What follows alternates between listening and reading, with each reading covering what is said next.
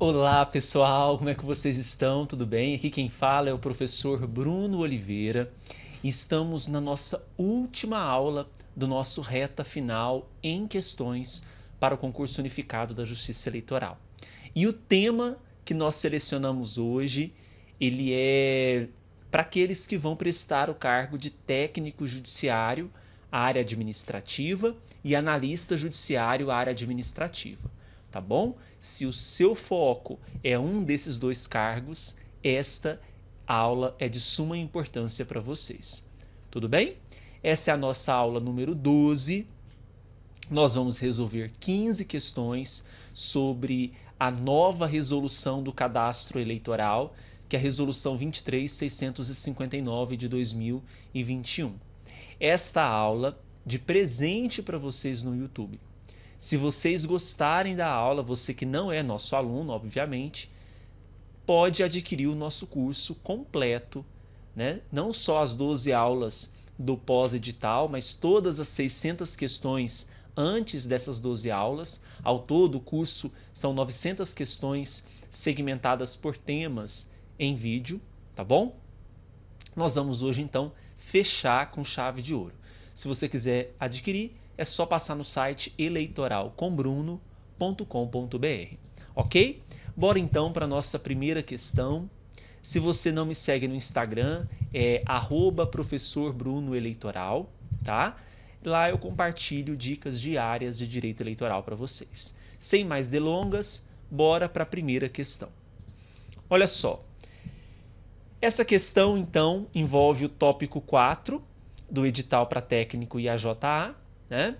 E diz assim: é possível o alistamento eleitoral de uma pessoa que completar 15 anos.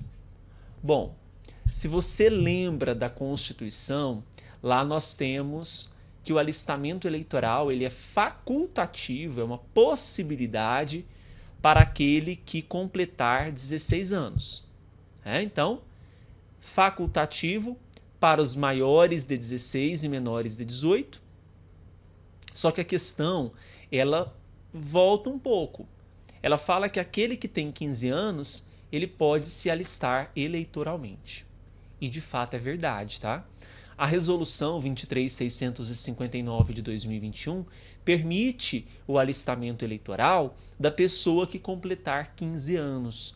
Mas mesmo com essa possibilidade, esse título de eleitor que será conferido a essa pessoa que tem 15 anos não autoriza ela a votar com 15 anos. Somente vai ter efeito a partir do momento que completar 16 anos de idade, ok? A resolução 23.659 trata sobre esse tema de forma expressa no artigo 30. Então, se você ir lá no artigo 30, que é um dos temas que são cobrados nesse edital, que é o alistamento, fala que a partir da data em que completar 16 anos, completar 15 anos, é facultado o seu alistamento eleitoral. Aí vem o parágrafo 1º.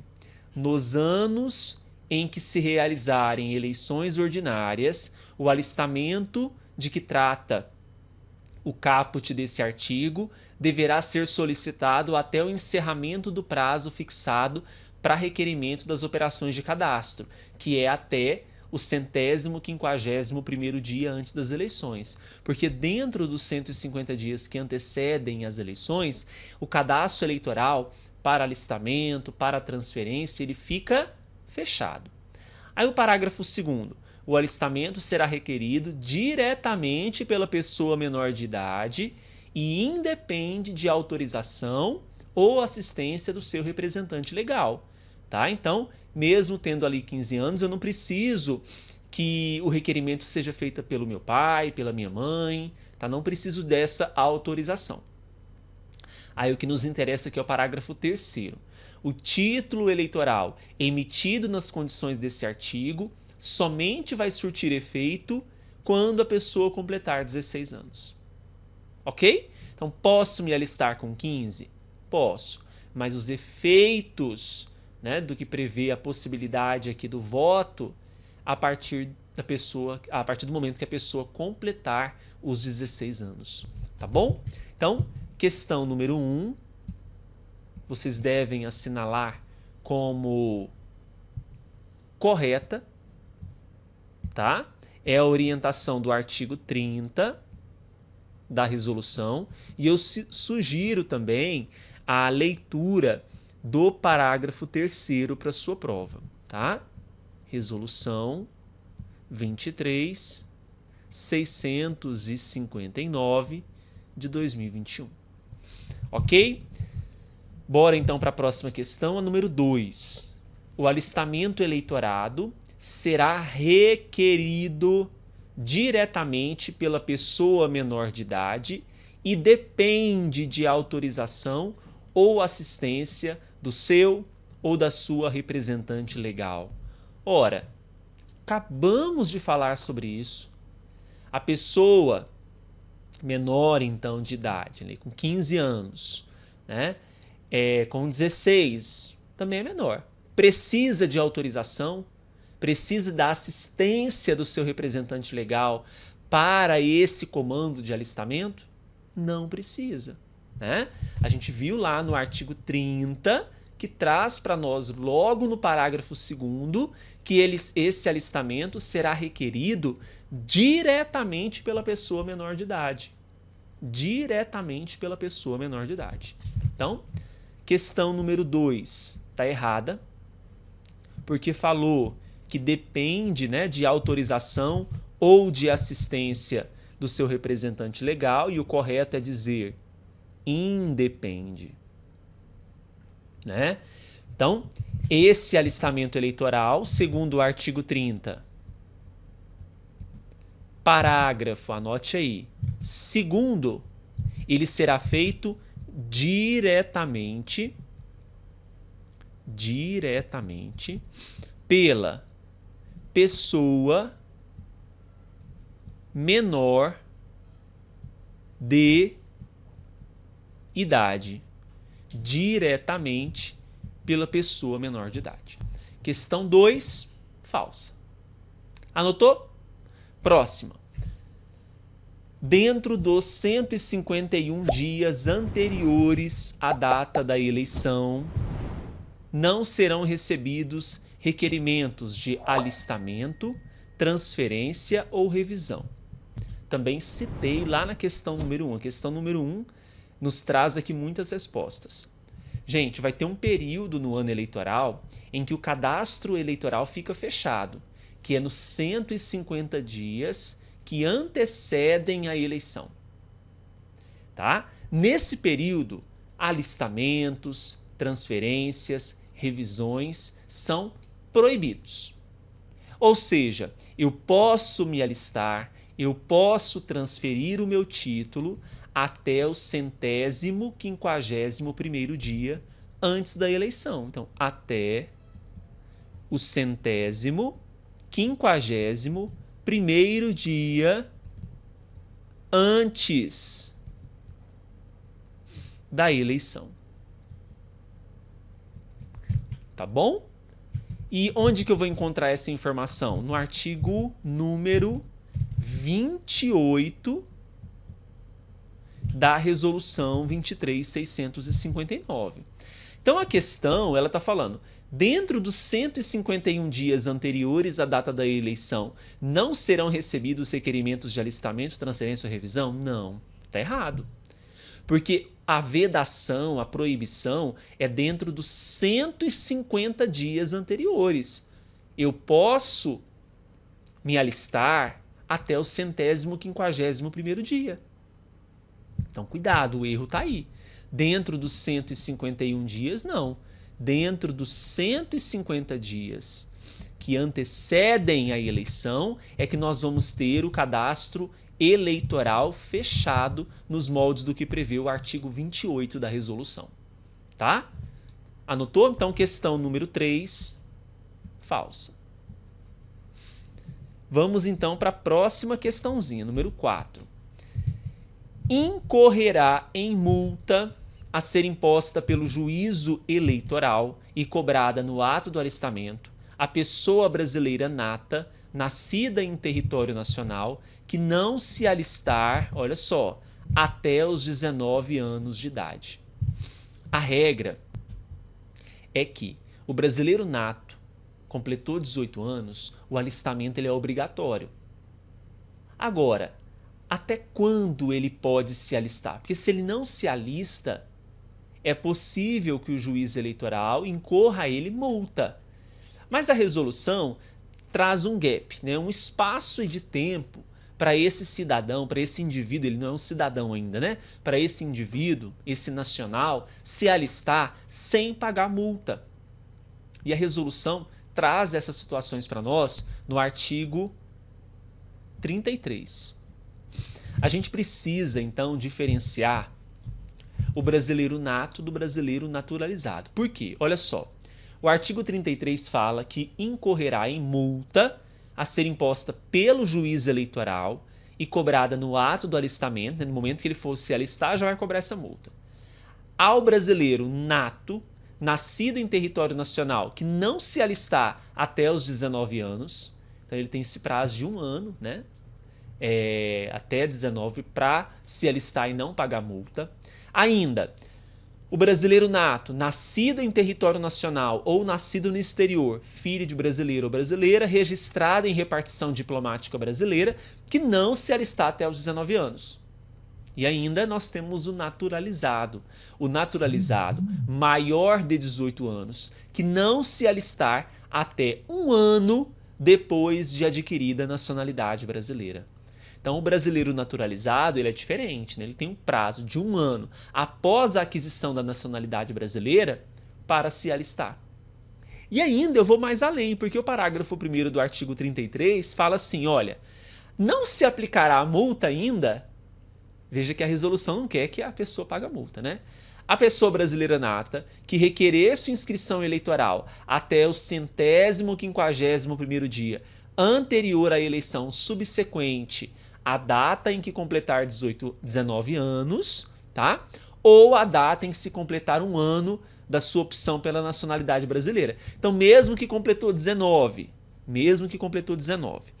até o 151º dia antes da eleição, se alistar, não paga multa. Passou dos 19, mas se alistou até o período antes do fechamento do cadastro eleitoral, não paga. Ainda, a pessoa que se alfabetizar tardiamente, então me alfabetizei com 42 anos, pago multa retroativa de todos os anos anteriores? Não. E a pessoa que declarar perante qualquer juízo eleitoral o seu estado de pobreza também não paga multa. Entendido? Então esse artigo 33 eu estou sentindo o cheiro de ser cobrado em prova, tá? Então muita atenção a ele. Ele está correto, tá? Incorrerá em multa a ser imposta pelo juiz eleitoral e cobrada no ato do alistamento a pessoa brasileira nata, nascida em território nacional, que não se alistar até os 19 anos. Tá bom? Questão, portanto, número 4, verdadeira. Próxima questão. A apresentação de mais de um documento para o alistamento eleitoral somente será exigível nas situações em que o primeiro documento apresentado não contenha, por si só, todos os dados para os quais se exige comprovação. Aqui eu estou trazendo uma questão que fala sobre a exigência de documentação para o alistamento eleitoral. Então deixa eu só aumentar aqui, porque eu acho que eu não fiz não aumentei no momento correto, né? Então vamos fazer a leitura novamente. A apresentação de mais de um documento para o alistamento eleitoral somente será exigível nas situações em que o primeiro documento apresentado não contenha por si só todos os dados para os quais se exige comprovação. Tem um artigo na resolução que fala quais documentos que eu preciso para o alistamento. E é bem assim, olha, eu apresento um ou mais dos seguintes documentos de identificação, tá? É um documento de identificação dentre os que constam aqui.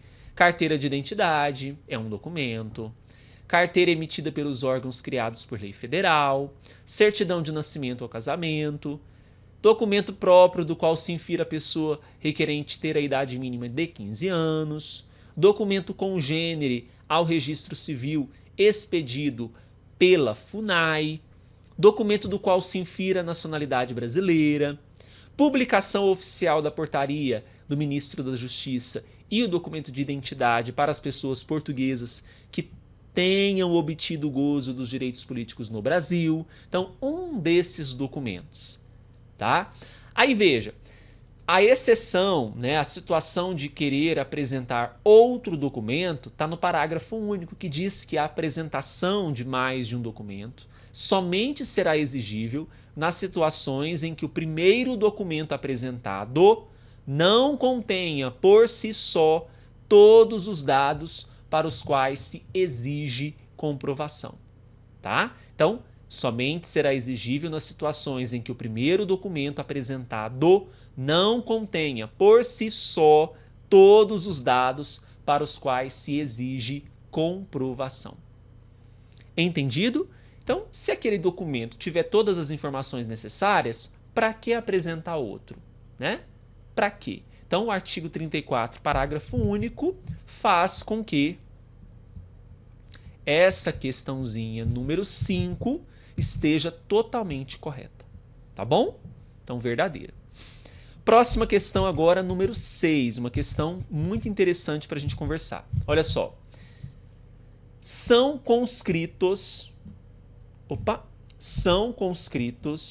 nos termos da legislação militar os brasileiros nascidos entre, olha só, 1º de janeiro e 31 de dezembro do ano em que se completarem 18 anos de idade, os quais compõem a classe chamada para seleção, tendo em vista a prestação do serviço militar inicial.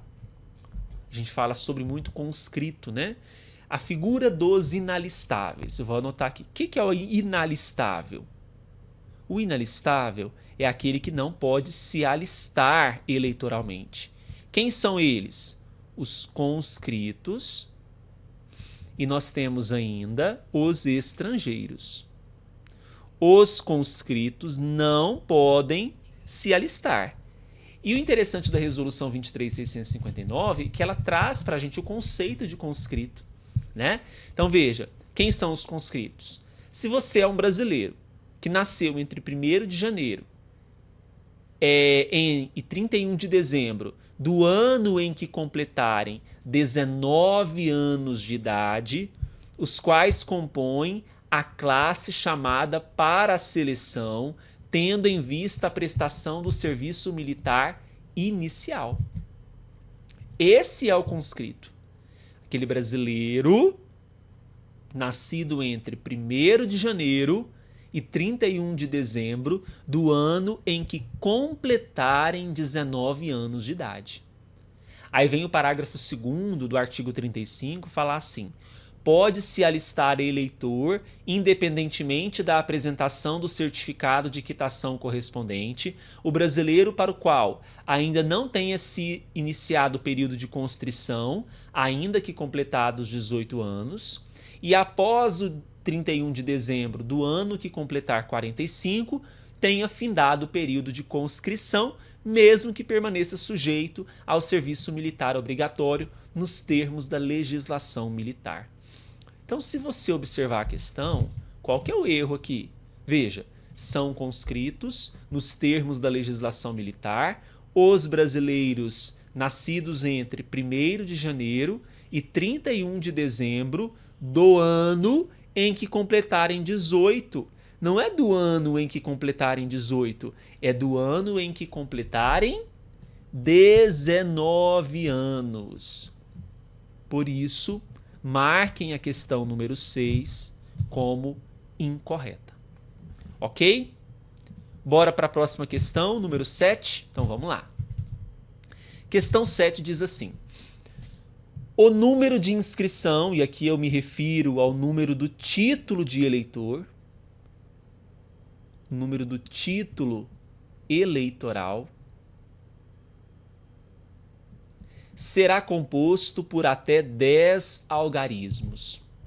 O questão tranquila. A gente já conversou sobre isso em questões anteriores, né, no pré-edital, e a gente sabe que o título de eleitor ele é composto por até 12 algarismos. Por até 12, quer dizer que pode ter 10, pode ter 11. Só que a questão 7 falou que será composto por até 10. Não, será composto por até 12 algarismos. E olha só, isso é o que diz o artigo 36 da resolução, parágrafo único, tá? E aqui eu quero chamar a atenção para o seguinte detalhe. É muito cobrado em prova o que significa, dentre esses 12 algarismos, o 9º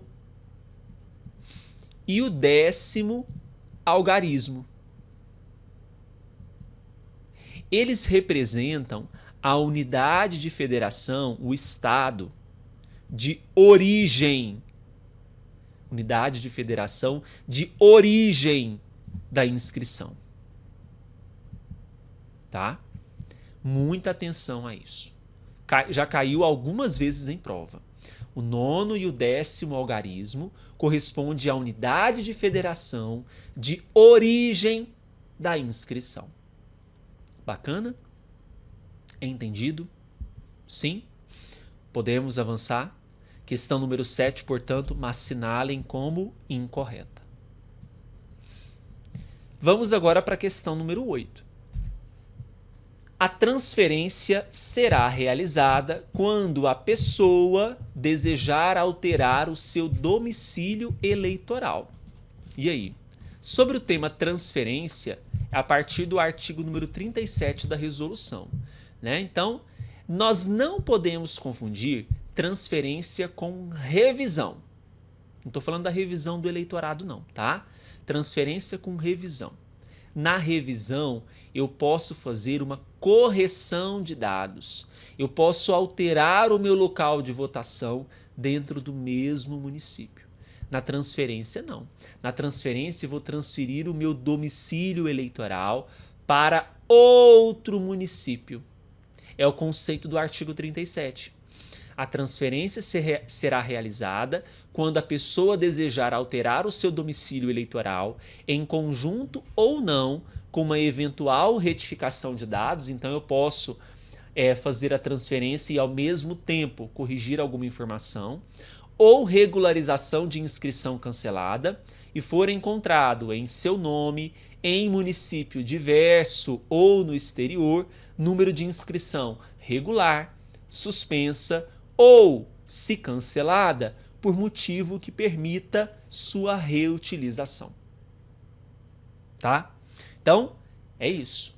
A questão número 8 diz que a transferência será realizada quando a pessoa desejar alterar o seu domicílio. É isso mesmo. Perfeito. Tá? Tendo alteração de município, questão número 8, verdadeira. Está na resolução, artigo 37. Tá?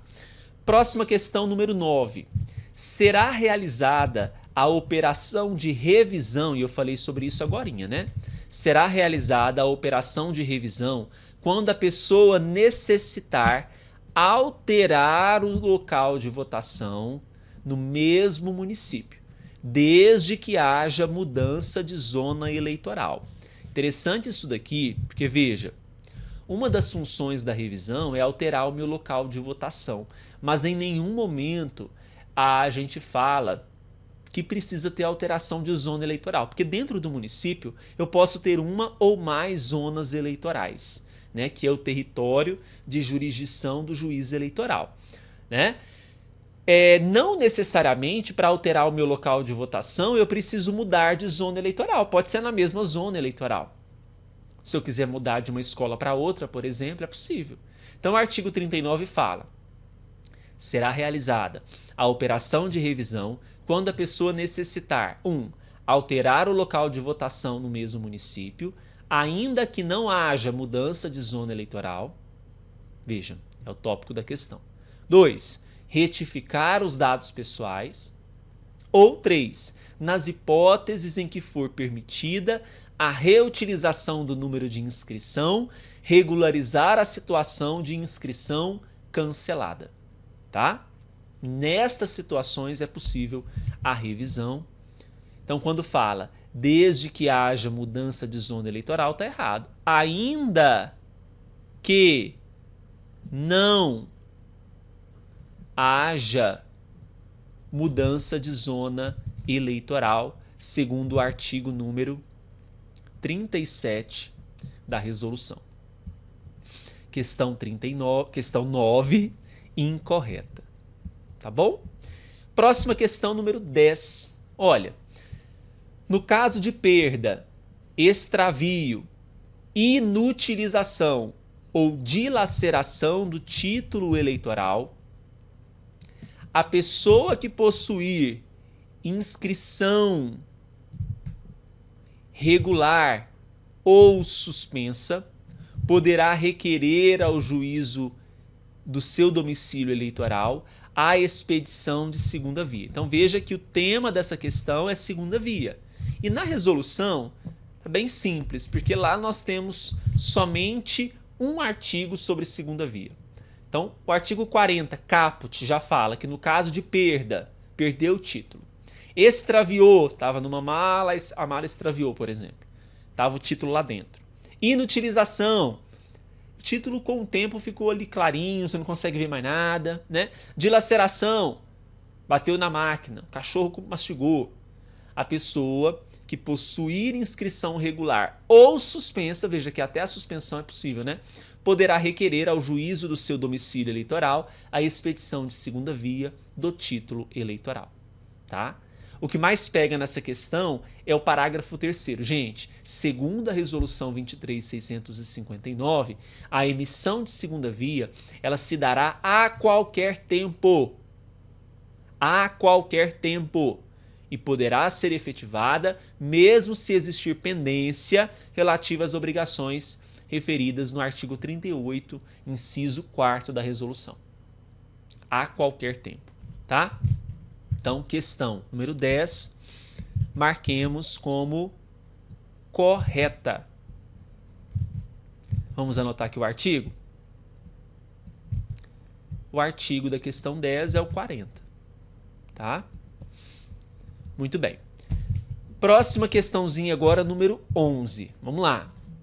Questão número 11 fala assim: a emissão de segunda via do título eleitoral poderá ser feita até 10 dias antes do pleito.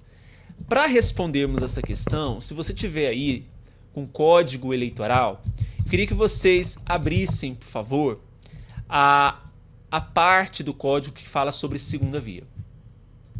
Porque nós vimos, agorinha mesmo, que o artigo 40, vou anotar aqui, parágrafo 3º da resolução fala que a emissão de segunda via é a qualquer tempo. No entanto, o Código Eleitoral, ele traz de forma diversa. Ele fala no artigo 52, no caso de perda ou extravio do seu título, requererá o eleitor ao juiz do seu domicílio eleitoral até 10 dias antes da eleição que lhes peça segunda via. Então, se o eleitor estiver no Brasil, no seu domicílio, ele tem até 10 dias antes da eleição. E se ele está no exterior? Aí vem o parágrafo, o artigo 53, dizer o seguinte, olha só. O pedido, artigo 53, parágrafo 4º. O pedido de segunda via formulado nos termos desse artigo, que é aquele que estiver fora do seu domicílio eleitoral. Fora do seu domicílio eleitoral. Porque a regrinha geral dos 10 dias do código é se estiver no próprio domicílio. Agora eu estou fora do domicílio. Aí, segundo o artigo 53, parágrafo 4º, diz que o pedido só poderá ser recebido até 60 dias antes do pleito. Então vamos mudar aqui, porque na verdade o exterior que eu quero me referir, vamos só trocar aqui, é fora do domicílio. Então vamos colocar, ó,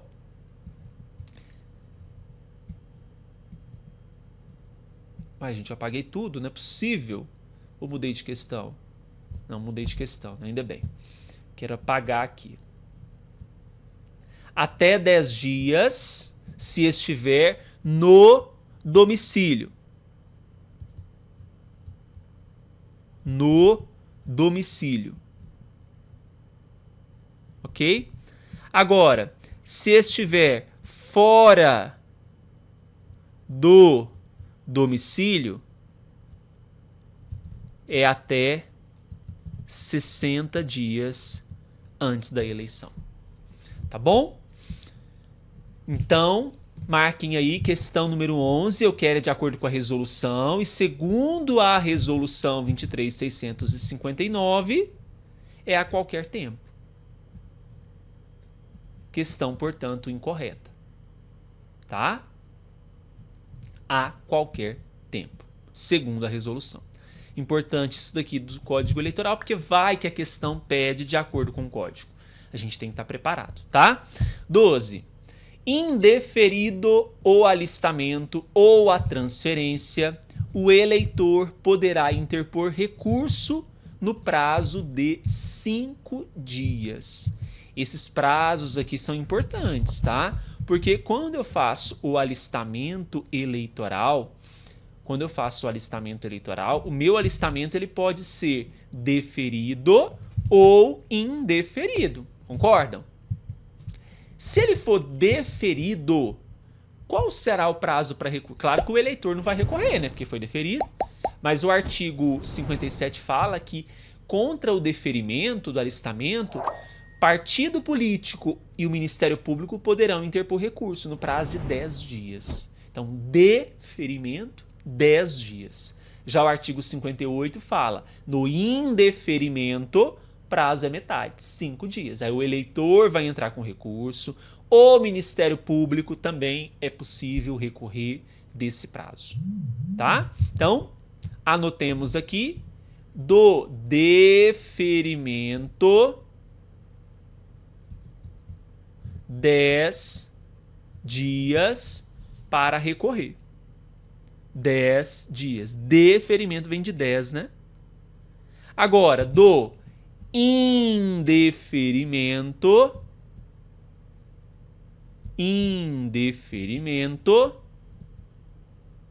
5 dias. Quem vai recorrer do indeferimento? O eleitor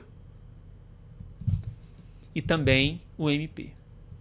Do deferimento, partido e MP. Tá?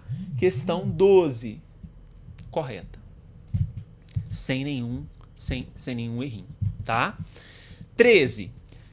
Se na correição do eleitorado for comprovada a fraude em proporção que comprometa a rigidez do cadastro eleitoral, o TRE, comunicando a decisão ao TSE, ordenará a revisão do eleitorado.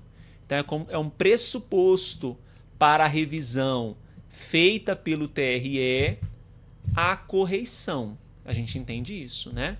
Revisão do eleitorado. Tô vendo que ali naquele município tá tendo algum problema com o cadastro eleitoral. O número de eleitores não condiz com a realidade. Tem algum probleminha ali. Foi feita uma correição, né, pela corregedoria e comprovou fraude em proporção comprometedora. Nesse caso, pessoal, se na correição do eleitorado for comprovada essa fraude em proporção comprometedora, o TRE vai comunicar ao TSE ordenando a decisão, ordenando a revisão, né? Vai comunicar a decisão de revisão. Ele comunica, TRE comunica ao TSE essa decisão ordenando a revisão do eleitorado. Tá bom? Então, na questão número 13, ela está correta. Essa questão, pessoal, está de acordo com o artigo 104 da resolução. Tá? Questão 14. O TSE não poderá, de ofício, determinar a revisão do eleitorado. Na primeira situação que nós vimos, a gente viu que a correição comprovou fraude em proporção comprometedora, aí o TRE comunicou a decisão ao TSE de revisão. Mas o TSE de ofício, por conta própria, ele pode determinar a revisão do eleitorado? Pode. O artigo 106 fala que nós vamos ter casos em que o TSE pode determinar a revisão de ofício. Quais são esses casos? Primeiro, o total de transferências ocorridas no ano em curso é 10% superior ao do ano anterior.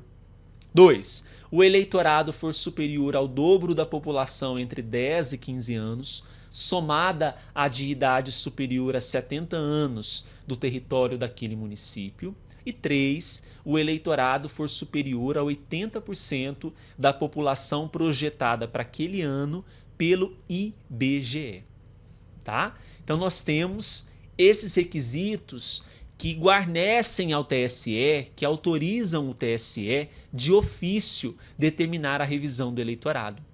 Então ele pode sim agir de ofício. Artigo número 105.